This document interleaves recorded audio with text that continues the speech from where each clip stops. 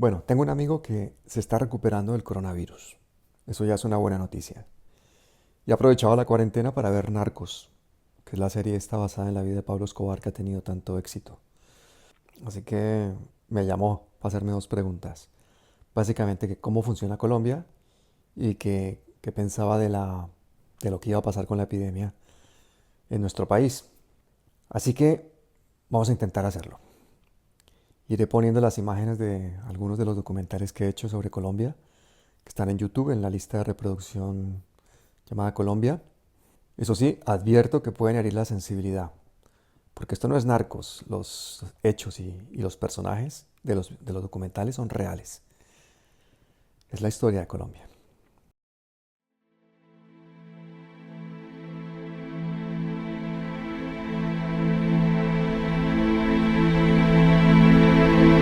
Plata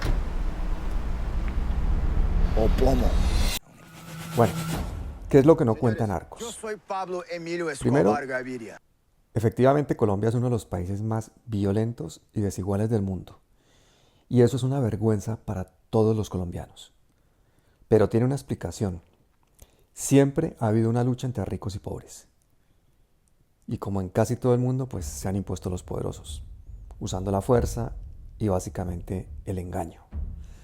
El que tenga dudas, pues que vea Estados Unidos desclasificado o Tragedia y Esperanza, porque en esos dos documentales se va a encontrar un par de compendios de sociopatía. Segundo, Narcos habla de una época muy concreta y se le escapa un hecho fundamental. En Colombia nunca ha habido realmente una independencia. Colombia fue gobernado primero por una élite española cuando era colonia y después por una élite criolla, es decir, siempre ha sido gobernada para unos pocos. Pero se traspasó todo el clasismo y se multiplicó la desigualdad. Antes y después la gente ha seguido siendo mayoritariamente pobre. Eso a pesar de habitar uno de los territorios más privilegiados del planeta. Eso lo contamos con detalle en Guardianes de Semillas. Narcos no cuenta, por ejemplo, que el 12% de la población colombiana pasa hambre. Y eso a pesar de que el país tiene 40 millones de hectáreas agropecuarias, pero menos del 20% son para sembrar. Y una parte todavía más pequeña de ese 20% es para cultivar alimentos. El 80% de la tierra en Colombia, utilizable, pertenece a pocos terratenientes y se dedica a ganadería o a monocultivos industriales. El tener tierra le sirve porque es la mejor forma de acumular sus fortunas, de tener su dinero invertido. Un detalle que se le escapa a Narcos también importante es que esa deforestación brutal de la Amazonía, de la Orinoquía colombiana, no la han hecho los narcotraficantes para sembrar coca. La hacen los grandes terratenientes para más ganadería y para más enormes monocultivos. Bueno, por supuesto todo esto sucede con la complicidad del gobierno colombiano, que está dirigido por los mismos grandes terratenientes y ha permitido siempre que millones de hectáreas pues les sean arrebatadas al pueblo y sean entregadas a ellos mismos. La mitad de los campesinos que quedan en el campo pues viven en la pobreza. Los demás pues se han ido a los cinturones de miseria de las ciudades. Lo que pasa en Narcos parece una broma al lado del conflicto colombiano de los últimos 60 años, en las que 1,5 millones de personas han sido víctimas de secuestros, de desapariciones, de mutilaciones por minas antipersona, de todo tipo de crímenes. El conflicto provocó al menos 218.000 muertes, de las cuales 177.000 fueron civiles. El conflicto desplazó a 7 millones de personas, que dejaron atrás a más de 8 millones de hectáreas, mientras huían de militares, paramilitares, bandas criminales y guerrilleros. Y luego esas tierras que le fueron despojadas a los campesinos fueron transferidas a los terratenientes. Actualmente no se sabe quién es el dueño del 40% de las tierras en Colombia. Y el 90% de las víctimas no pueden volver a sus tierras por falta de garantías. Para no devolver lo robado, ¿qué hacen esos señores feudales? Que repito, son los que gobiernan el país. Pues hombre, tienen a su disposición el ejército, la policía, los medios de comunicación y la capacidad de hacer leyes. Esos señores feudales no aceptan los acuerdos de paz que se firmaron con las FARC. ponen toda clase de trabas para restituir las tierras a los campesinos. Aquí sí que merece la pena decir que esos acuerdos de paz son incompletos, son insuficientes. Excluyen de responsabilidad a los que más se beneficiaron del conflicto, que son empresarios y terratenientes, y prioriza los proyectos empresariales sobre la restitución de las tierras. También es verdad que desde que se firmó se han evitado miles de muertos, y es lo mejor que tenemos. Y la desmovilización de las FARC fue mayoritaria, a diferencia de esa desmovilización falsa de los paramilitares. La firma de los acuerdos de paz además implica una cosa muy importante. Obliga a los militares y a los guerrilleros a decir la verdad. A esos terratenientes, a esos empresarios, a esos banqueros que fueron los que más se beneficiaron con el conflicto, no les conviene nada que los militares abran la boca, pues se conocería su implicación en muchos crímenes. Y esa es la razón por la que el gobierno actual quiere acabar con los acuerdos de paz. Bueno, hasta aquí van viendo que la cosa es más compleja e interesante que en Narcos. A diferencia de los productores de Narcos, las élites colombianas no necesitan campañas de marketing. Ellos poseen la mayor parte de los medios de comunicación. Concretamente, 3 grupos empresariales tienen el 57%. No sé cómo la gente pierde el tiempo viendo RCN o Caracol o leyendo El Tiempo o la revista Semana, que son propiedades de la élite. Pero el caso es que los ven masivamente. Y como consecuencia, pues esos medios determinan la opinión de los colombianos. Por eso no es de extrañar que no haya ganado el plebiscito contra la corrupción y que haya ganado el no en el plebiscito para los acuerdos de paz. Los medios de comunicación en todo el planeta hacen que millones de personas humildes terminen pensando como los que los oprimen. Las personas se autosometen al aceptar esa narrativa que a fuerza de ser repetida termina pareciendo verdad, incluso aunque vaya en contra de sus propios intereses o del sentido común. Y en el caso de Colombia, incluso hay quienes matan por esa narrativa. Por eso intentar mantener a la población en la ignorancia, distraer a las masas con fútbol, novelas, alcohol, fiestas, religión o polarizada hablando de política, pues es el objetivo de las élites que gobiernan a Colombia. Para que la gente se crea que tiene democracia, pues le dejan hablar de política, pero es un debate estéril. Lo único que tienen garantizado los colombianos con el sistema actual, pues es la desigualdad.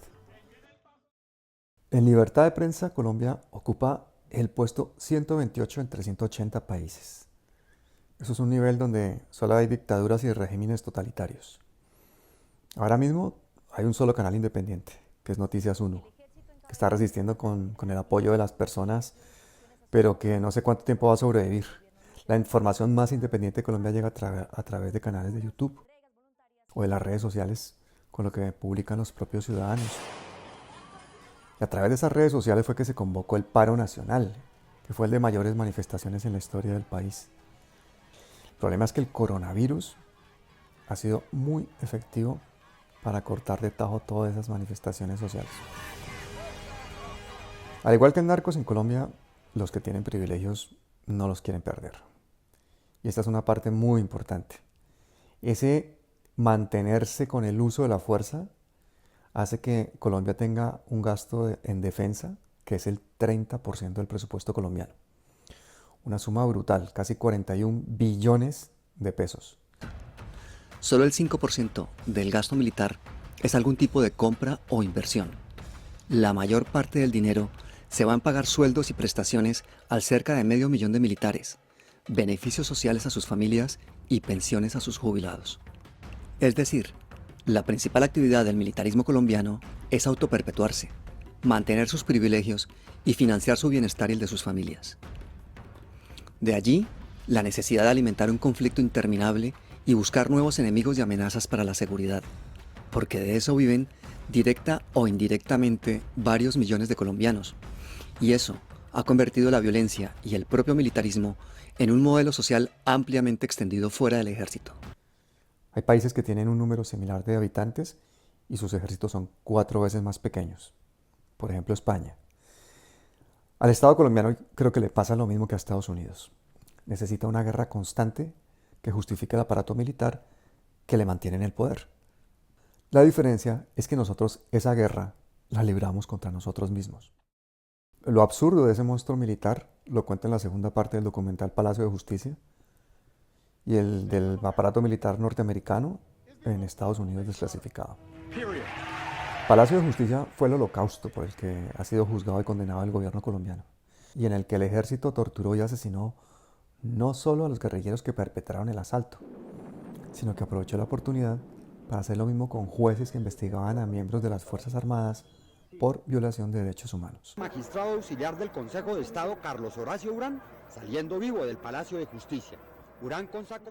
En este punto creo que es fácil ver que la normalización de la violencia y el negocio de la guerra son una constante y que han alcanzado dimensiones que superan la imaginación de los guionistas de Narcos. Pero hay mucho más. Por ejemplo, durante años una buena parte de las Fuerzas Armadas y de la policía asesinó a miles de inocentes para hacerlos pasar como guerrilleros. Esto fue organizado desde lo más alto de la cúpula militar. Se creó un sistema muy perverso de retribuciones a los militares por número de muertos. Esto involucró decenas de compañías y funcionó a lo largo y ancho del país. En la época de más auge de este horror fue durante el gobierno de Álvaro Uribe y el ministro de Defensa era Juan Manuel Santos, quien irónicamente recibiría el Premio Nobel de la Paz por haber contribuido a la firma de los acuerdos de paz. Esa macabra historia de los falsos positivos las cuentan las madres de los jóvenes asesinados en mi documental Falsos Positivos. También por la época en la que sucede Narcos, hubo un hecho sin precedentes, que solo se puede comparar con los de los grandes holocaustos de la historia. Cerca de 5.000 personas pertenecientes al partido de izquierdas Unión Patriótica fueron asesinadas, muchos torturados, muchos desaparecidos, entre ellas 2 candidatos presidenciales. Casi 30 años después, el gobierno nacional reconoció en un acto público la responsabilidad del Estado en ese genocidio, que se cometió por parte de sectores políticos tradicionales, en alianza con el ejército, con la policía, con narcotraficantes y con paramilitares. Y actualmente Colombia vive un genocidio similar, porque en los años siguientes a la firma de los acuerdos de paz de La Habana, cientos de activistas sociales y de excombatientes han sido asesinados de forma sistemática. Y es que en Colombia a la gente que piensa diferente la matan.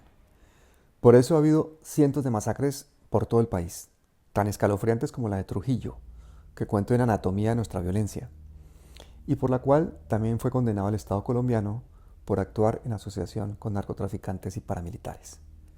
Otra cosa que creo que no se aprecia bien en Narcos es que Colombia es un país muy grande, con una geografía complicada, 3 cordilleras enormes, valles profundos, selvas impenetrables, por lo cual el Estado históricamente no ha tenido presencia en buena parte del territorio y ha delegado su poder en señores feudales. En las últimas 6 décadas, este vacío también lo ocuparon guerrillas y paramilitares. Y desde hace 30 años han contado con una fuente inagotable de financiación, el narcotráfico. Personalmente creo que hay un territorio bellísimo llamado Colombia, pero salvo en el imaginario popular, nunca ha existido como país. Si entendemos como país una unidad política y cultural con un fin colectivo de paz y de bienestar. En Colombia eso no lo hay. La mitad de la población de Colombia vive en la economía informal y sus hijos nacen condenados a vivir en una pobreza igual o peor porque la educación continúa siendo una herramienta de exclusión social. Solo 1 de cada 10 bachilleres pueden entrar a la universidad. Con esto me van a crucificar los que sacan la bandera cuando juega la selección Colombia o cuando una cantante triunfa en Europa. Pero es que 500.000 de muertos en las últimas décadas, 7 millones de desplazados, 14 millones de personas viviendo en la pobreza. Creo que se puede decir que no tenemos un proyecto de país. Un buen ejemplo de todo esto pues fueron las elecciones de 1990. Ahí sí, en plena violencia tipo narcos, dirigida ni más ni menos que por Pablo Escobar. En ese año, en esas elecciones, fueron asesinados 4 aspirantes presidenciales de izquierdas. Finalmente resultó elegido pues el candidato del Partido Liberal, César Gaviria, un presidente funesto que aceptó a seguir con el modelo extractivista de la colonia basado en la exportación de minerales o de productos agrícolas. De allí en adelante, el país firmó uno tras otro los tratados de libre comercio que lo terminaron de condenar, al igual que al resto del continente, que no podían competir pues, con los productos que venían de países ricos que sí subvencionan a sus agricultores. Esa economía extractivista es la razón por la cual Colombia es particularmente sensible a la especulación de los mercados internacionales. Por poner un ejemplo, en el año 2018, Colombia vendía petróleo a un promedio de $66 por barril y compraba gasolina a 92. Así como dije que en Colombia no hubo independencia, tampoco ha existido democracia. Porque en Colombia la compra de votos y el fraude electoral son parte de la cultura. El presidente actual, Duque, está inmerso en un escándalo por compra de votos con pruebas irrefutables y al parecer con dinero del narcotráfico. Posiblemente le haya robado las elecciones al que iba a ser el primer gobierno de izquierdas. Esto ya ha pasado en otras elecciones y es posible que esta vez también se quede impune. Además, el escándalo ha coincidido con la llegada de la pandemia a Colombia. Realmente la democracia muere en Colombia antes de nacer porque los políticos financian sus campañas, ya sea con dinero legal o ilegal, pero tienen que devolver ese dinero. ¿Y cómo lo devuelven? Pues con contratos, cargos públicos o garantías de impunidad. Eso es lo que llaman los colombianos mermelada, pero en realidad es soborno y cohecho.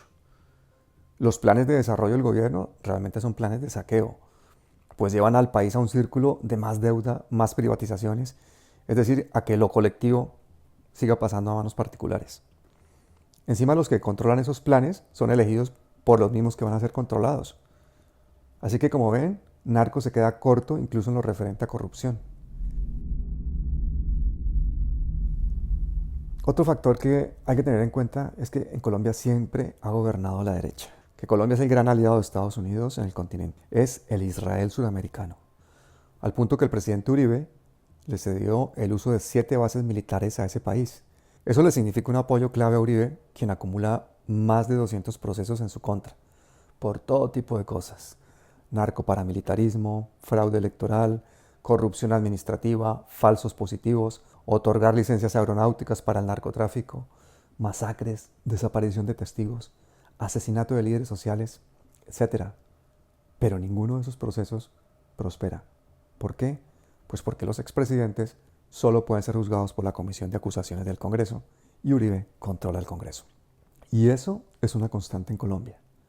Los organismos de control son nombrados por los mismos a quienes tienen que controlar.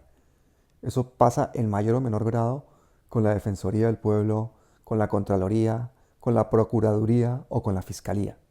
La función hace la forma y la estructura del gobierno de Colombia está hecha para robar. Sin hacerlos pasar por este tormento de tener que buscar votos o obligarlos a retornar a los que no quieren retornar. Todo Colombia, busquemos la fórmula. Busquemos la fórmula. Usted es un hombre muy inteligente. Busquemos la fórmula, ¿no lo sé? Aparte de hacer millonarios a sus productores norteamericanos, creo que la serie Narcos solo ha servido para estigmatizar aún más a los colombianos.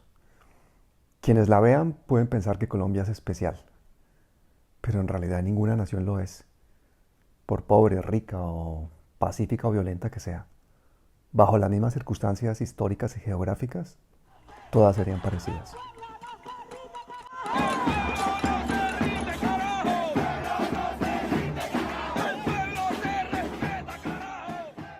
Y en cuanto al negocio del narcotráfico, pues la lucha contra las drogas ha sido un fracaso. La fumigación con glifosato, aparte de cancerígena y de contaminar el medio ambiente, no consiguió erradicar los cultivos de coca. Y la razón, pues son las leyes del mercado. La demanda es cada vez mayor en Estados Unidos y en Europa. Y por otra parte, es la forma en la que sobreviven 500.000 de familias en Colombia. Familias a las cuales el Estado no les ha dado ninguna otra alternativa de supervivencia. El narcotráfico es un negocio multimillonario, pero no para los campesinos. El gramo de la pasta de coca se le paga al campesino en Colombia a menos de 2.000 pesos. En las calles de Estados Unidos cuesta 500.000. Es decir, el que la cultiva se queda a menos del 0,4%, mientras que más del 99,5% se lo quedan narcotraficantes, principalmente los de cuello blanco que están en el sistema financiero, que son los que legalizan el dinero. No quiero alargarme mucho más en esta reflexión. En la explicación del vídeo les voy a dejar algunos de los sitios más independientes y más rigurosos de los que uso para informarme de las cosas en Colombia. Y para terminar, respecto a la pregunta de mi amigo de qué iba a pasar con la pandemia en Colombia, creo que mi respuesta pues intentó ser lo más realista posible. Lo primero, y tal vez lo más cruel, es que la epidemia apenas está empezando. En este momento, en Colombia solo hay 80 muertos y 2.000 infectados. Hace unas semanas estábamos con el mismo número de casos en España. Y en este momento ya hay 17.000 muertos y 60.000 infectados. La cifra real debe ser mucho mayor porque es imposible hacerle pruebas a todo el mundo. Creo que el gobierno colombiano pues tomó medidas más tempranamente, lo cual no es difícil. Aquí realmente no se hizo nada efectivo hasta que hubo más de 1.000 muertos. Pero las medidas que ha tomado Colombia han sido insuficientes y algunas también tardías. O sea, por ejemplo, permitió cientos de vuelos provenientes de Europa y Estados Unidos. No cerró el Transmilenio, se continúa trabajando en construcción. Pero lo más grave es que no se han tomado las medidas más importantes. Las medidas estructurales. Las medidas valientes que luchan contra el mayor aliado del virus, que es, en el caso de Colombia, la desigualdad. Y digo que es el mayor aliado porque la cuarentena en Colombia es un privilegio de clases. O sea, no se puede pretender que los pobres se mueran de hambre en sus casas mientras los ricos están viendo Netflix. Parece que esa cuarentena inteligente que quiere el gobierno no entiende una cosa, que la pandemia afecta a todas las clases. Y al menos esta vez no lo podemos olvidar. El mensaje es claro. La gente no va a estar segura mientras haya una sola persona contagiada en la calle. Y eso solo se consigue con una vacuna llamada solidaridad. Y las medidas, por supuesto, deben empezar por los grandes capitales, por los bancos, para que paralicen el cobro de alquileres, de servicios, de hipotecas, sobre todo a los estratos más bajos. Eso durante los meses que tarde en controlarse la epidemia. Dinero tienen de sobra. Ya es hora de que le devuelvan un poco a los colombianos. No se trata de aplazar los pagos, porque acumulando deuda la gente también va a salir a la calle. Se trata de que la gente se pueda quedar en sus casas y tenga que comer. Al lado de eso, todos los demás factores son de menor importancia. Cómo evoluciona el virus en el ADN de los colombianos, cómo influye el clima del país, que la población sea mucho más joven que en Europa, etc. Pero les advierto que el virus es el mismo y que seguramente cause miles de muertes en Colombia. La cifra va a ser difícil de saber y las que del gobierno van a ser difíciles de creer, por el subregistro y por la falta de pruebas y por 1000 causas. Lo que sí sé es que va a haber corrupción, que se van a robar dinero de las ayudas y va a haber populismo de todos los sectores. Y como siempre, insolidaridad por parte de los poderosos. Con cuarentena o sin cuarentena, también van a seguir la violencia, el asesinato de líderes sociales, el narcotráfico y la minería ilegal. Y el gobierno va a seguir adelante va a intentar seguir adelante con su agenda en contra de los pobres, intentando convencerlos de que el mercado se autorregula. Aunque el país lleve ya 13 reformas tributarias en 30 años, rebajándole impuestos a las grandes empresas e intentando decirle a la gente la mentira de que con eso o bajando los salarios se va a crear empleo. Seguiremos teniendo la banca más especulativa del mundo, porque un banquero es el hombre más rico del país y es quien pone y quita presidentes. Se llama Luis Carlos Sarmiento, tiene una fortuna de 10.000 millones de dólares y ha donado 20 para la epidemia en Colombia. Seguramente lo que gana en minutos especulando con las pensiones y el dinero de los colombianos. La epidemia no hará cambiar la injusticia estructural que mantiene a millones de colombianos en la pobreza. Y en cambio es una oportunidad para acallarlos, para restringir sus libertades. Ha venido en un momento muy inoportuno para el movimiento social colombiano. Colombia ya sufre epidemias mucho peores en su territorio desde hace muchos años. Lo que pasa es que esta, al ser la primera pandemia de un mundo globalizado, nos expone internacionalmente. Por eso muchos van a intentar usarla como arma política, sacar pecho, mentir Y van a ver pues toda clase de comerciantes, predicadores sin escrúpulos, especuladores que van a intentar enriquecerse de todas las formas posibles, desde remedios mágicos hasta ayudas divinas. Y espero que la gente no caiga en ese engaño. Lo importante es que 48 millones de colombianos tienen la oportunidad de unirse y reflexionar. El coronavirus va a sacar lo mejor y lo peor que tenemos los colombianos.